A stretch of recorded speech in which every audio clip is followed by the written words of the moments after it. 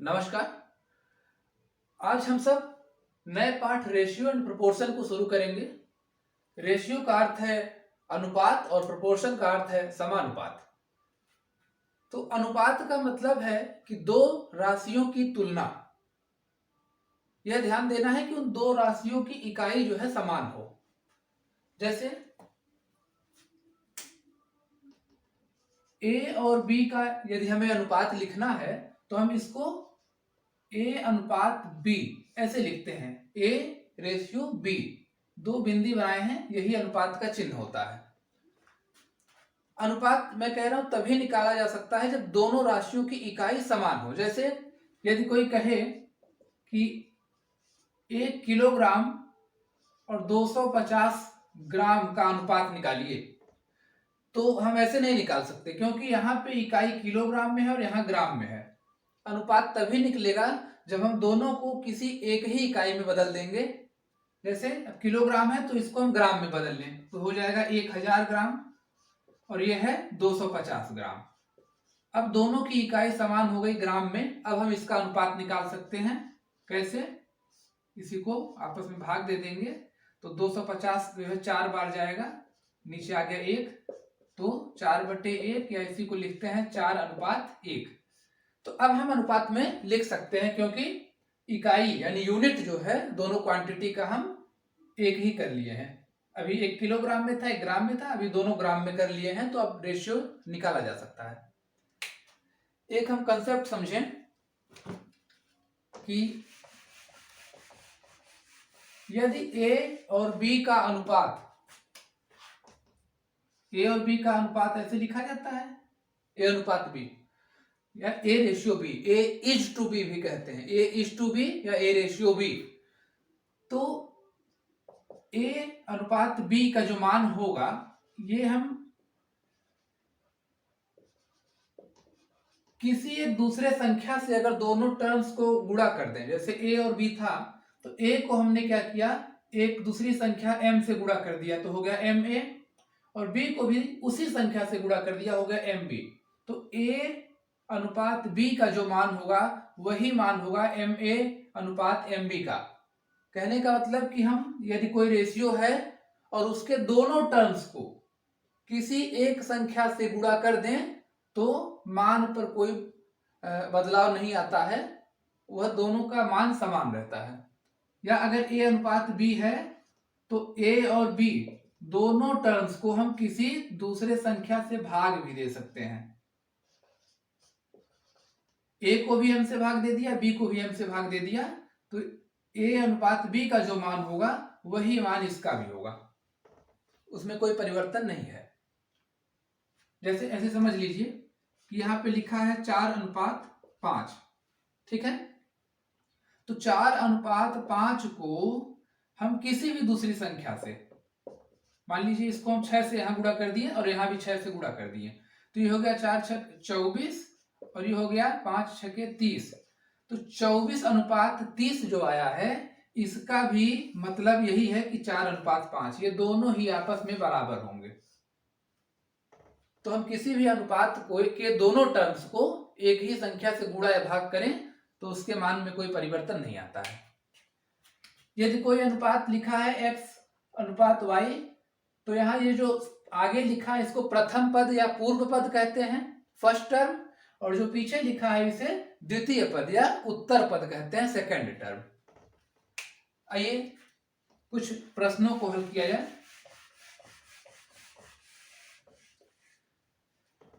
प्रश्न यह है कि यदि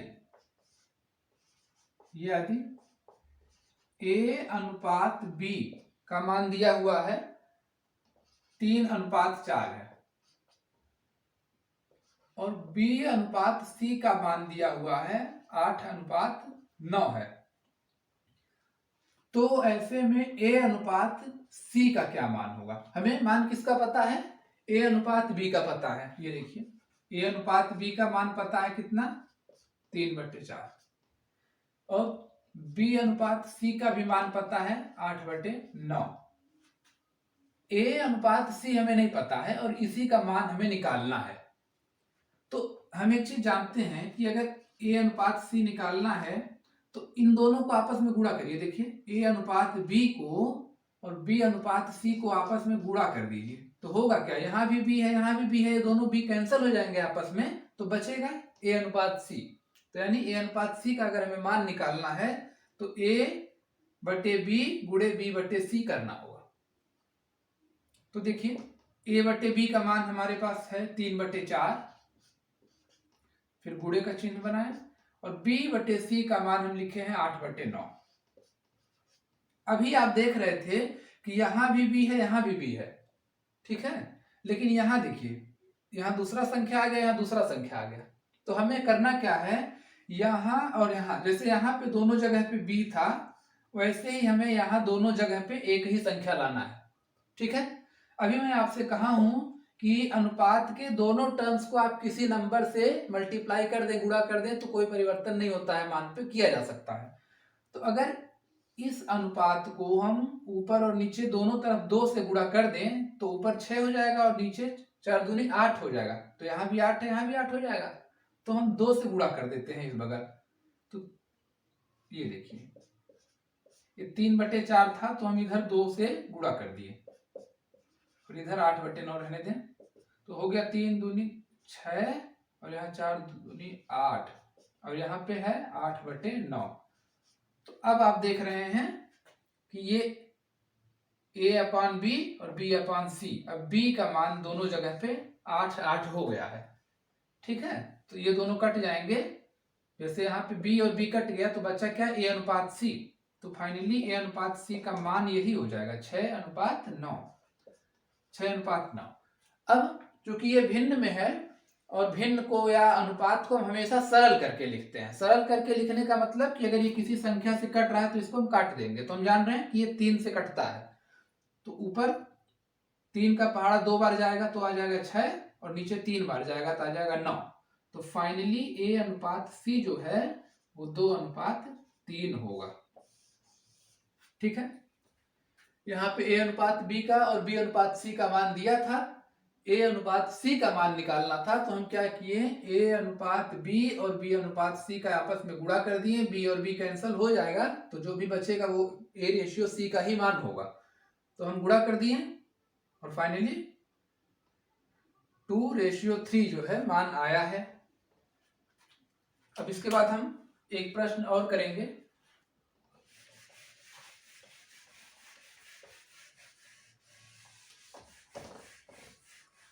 दूसरा प्रश्न यह है कि 900 रुपए को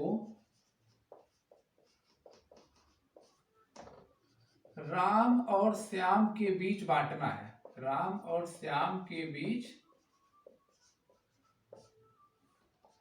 5:4 में बांटिए।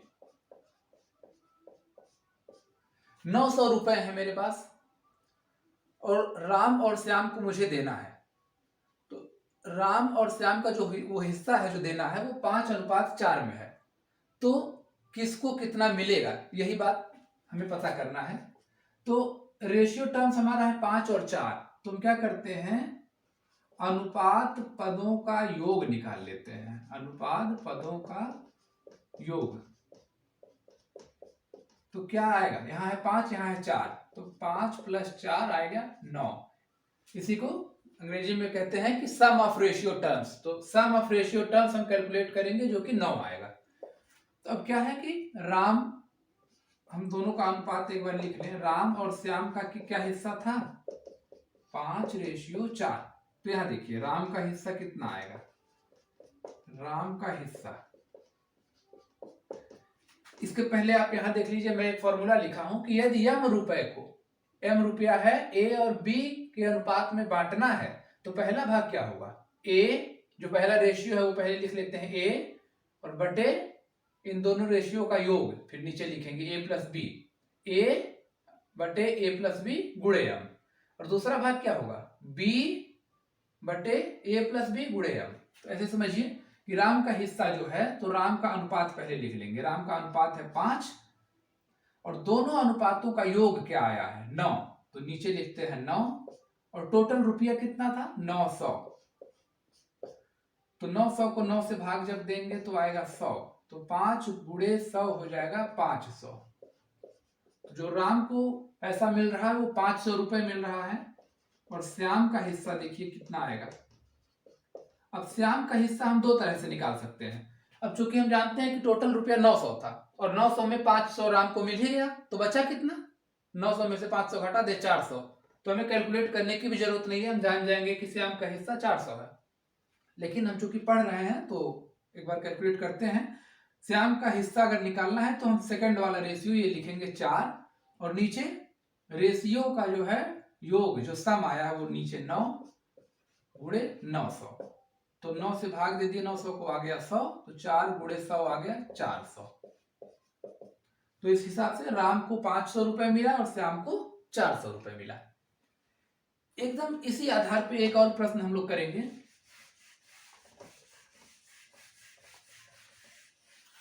प्रश्न यह है कि एक त्रिभुज के कोणों का अनुपात दिया है, रेशियो ऑफ ट्रायंगल दिया हुआ है।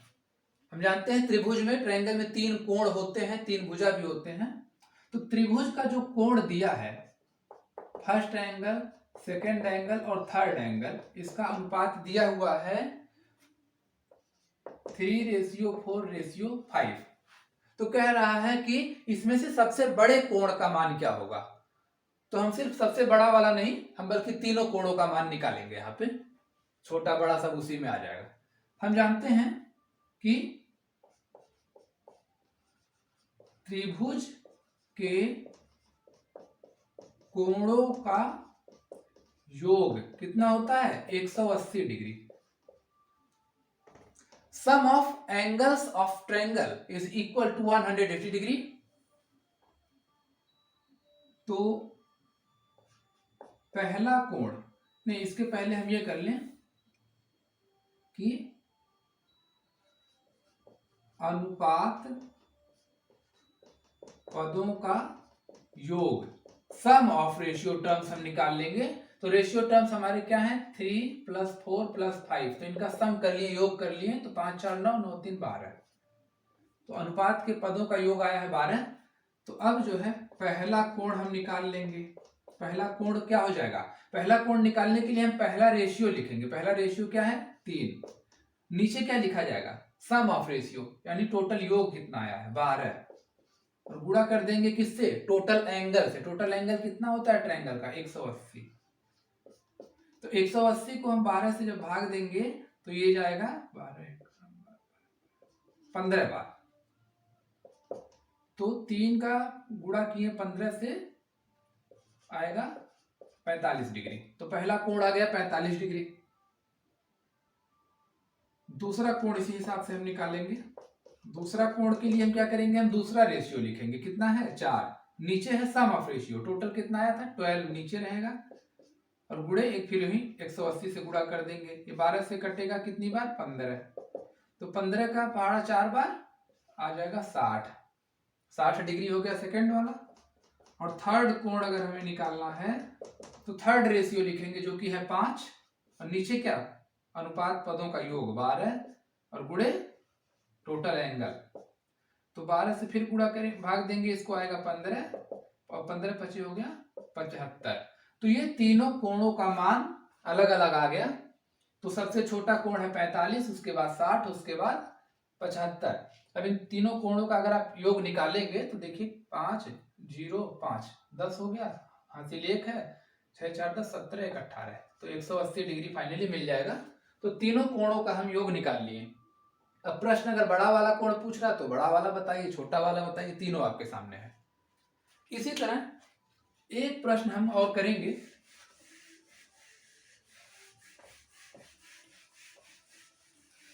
प्रश्न यह कह रहा है कि आदित्य और नंदन की वर्तमान आयु का अनुपात दिया हुआ है।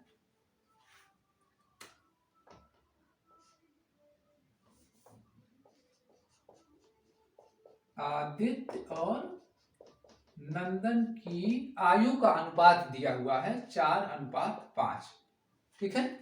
और प्रश्न कह रहा है कि 10 वर्ष के बाद, क्या 10 वर्ष के बाद इनकी आयु का अनुपात जो है 6:7 हो जाएगा।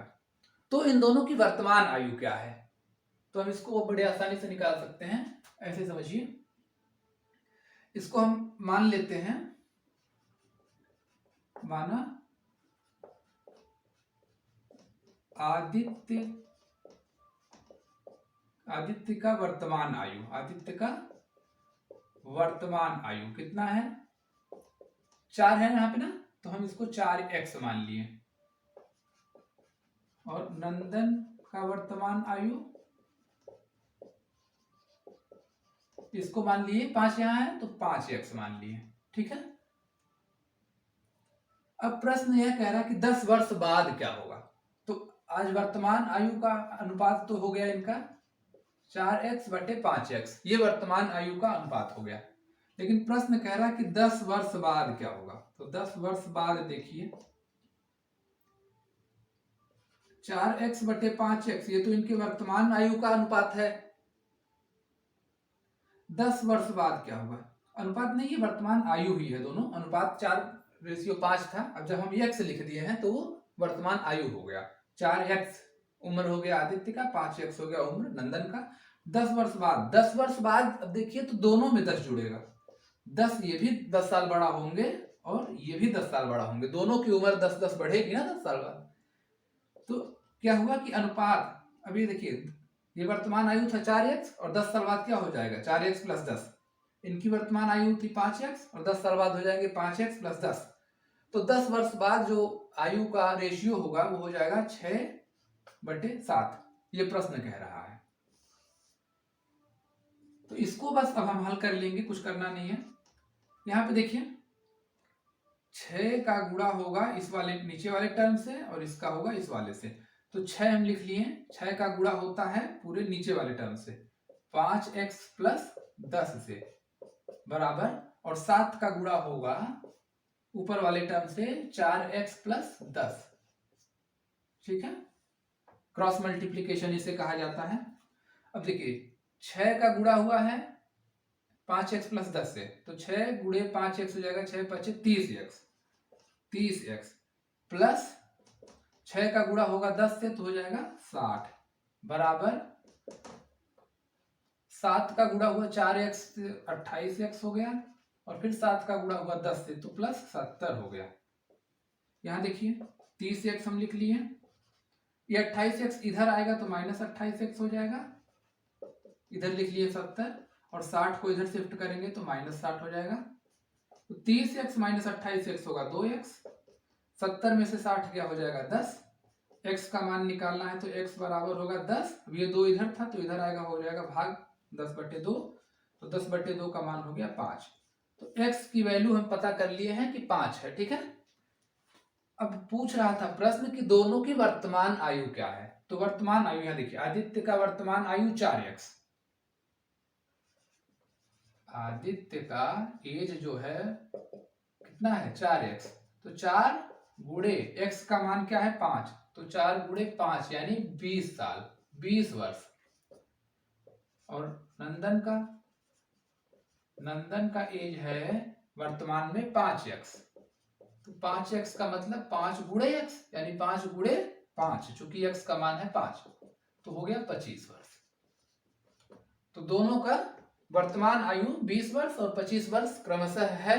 और 10 वर्ष बाद कितना हो जाएगा इनका, 10 वर्ष बाद जिसका 20 है वो हो जाएगा 10 वर्ष बाद 30, और चूंकि नंदन का 25 वर्ष है वर्तमान में तो 10 साल बाद ही हो जाएंगे 35 के। तो आप देख रहे हैं कि दोनों का अनुपात जो है 5 से दोनों कटेंगे तो 5 × 6 = 30, 5 × 7 = 35, तो अनुपात 6:7 आ भी रहा है। तो प्रश्न जो था एकदम सही था। तो आज हम इस तरह से रेशियो एंड प्रोपोर्शन के कुछ प्रश्न पढ़े हैं। अगर इसमें से किसी को कुछ दिक्कत है तो आप कमेंट सेक्शन में पूछेंगे, बाकी कल चर्चा किया जाएगा। धन्यवाद।